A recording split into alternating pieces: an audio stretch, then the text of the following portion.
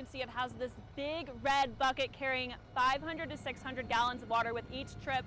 And boom, there it goes. It is pouring water all over the fire. They've been out here all day working on clearing the scene and filling it up.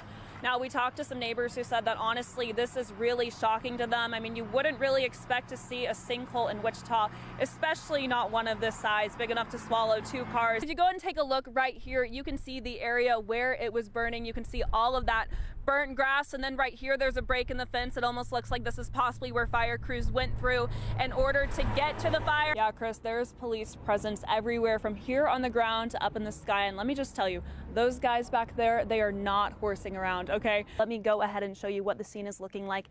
As of right now, it's quite a distance away, so we're gonna zoom in a little bit while still being a respectful space away. But if you look at that tree line right there, kind of in the center of everything, you can see some police cars, some people walking around. Whenever a parent drops off a baby in this box, they will be given this orange bag with resources. It includes things like what to look out for after giving birth, as well as a safe haven baby box questionnaire. The bag will fall to the ground whenever that door is open, so they can just pick it up and walk away. Annette, Carly, you guys are talking about the debris. I mean, just take a look at the scene. I think it really speaks for itself. This entire street just absolutely lined with debris, tree branches everywhere. And let's walk with me. I want to show you a closer look over here. You can see that tree right there just snapped completely in half. And over here, there's a down power line. You look behind, you can see the parking lot is full as people are starting to go back in about their night, but this is after it's been closed since about 5:30 this evening until, again, just about half an hour ago that it reopened as authorities were investigating a possible threat. Well, first, take a look at this beautiful memorial some kind community members have put together to honor the 1-year-old who died in the shooting.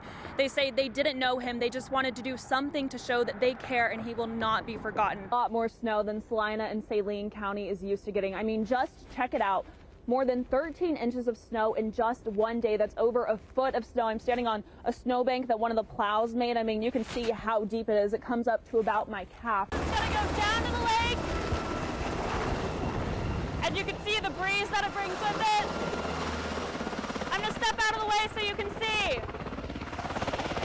And it fills it up. It was a somber morning here at Station 5 in East Wichita as firefighters and the city of Wichita are mourning the loss of their friend and colleague Ty Both, who, like you said, died while working in the line of duty. It's a rotating billboard, so I'm not sure what it says right now. Oh, you can actually see it's up. It says warning racial profiling zone, and then it is asking people to share their stories. We're on the sandbar here at Cheney Reservoir. This spot where I'm standing right now is actually typically covered by water, but right now the water levels are 5.5 feet below conservation level. As you can see, the water doesn't start until right there, a couple feet away from me. I mean, all day we've just been singing and dancing. Take a look at what's going on right now. We got some basketball, some people playing a little friendly game of horse, it looks like. A band's actually warming up right now, getting ready for some more live music for people to enjoy.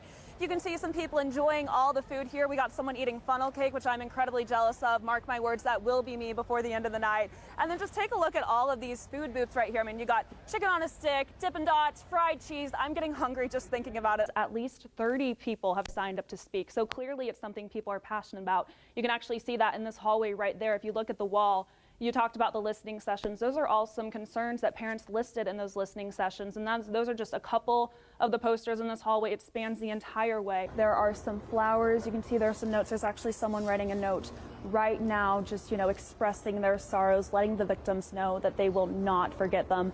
We've been speaking to some people at the airport today. As you can imagine, it's an incredibly emotional day, a very dark day for Wichita. We're here with Kelly Kennedy, the Kansas City Chiefs Fan of the Year. You're about to head to the Super Bowl. I was wondering if you could teach me how to cheer for the Chiefs at the Super Bowl. Sure.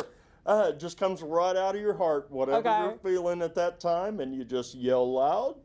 Go Chiefs! Go Chiefs! Baby! Let's go! You can see they're just littered throughout this entire road, and people who live in the area say it's causing problems and they want it to be fixed. One of the most anticipated events of the NFL offseason is finally here, the NFL Draft. I'm also here for the basketball. It's kind of a double whammy. Well, and it's very exciting. I mean, if you look behind us, you can just see all of those people. Yeah, they're going to be late. They got to get in. I know. I thought the game was supposed to start pretty soon. And Will, you said you have a bracket yourself. I do have a bracket. If any of you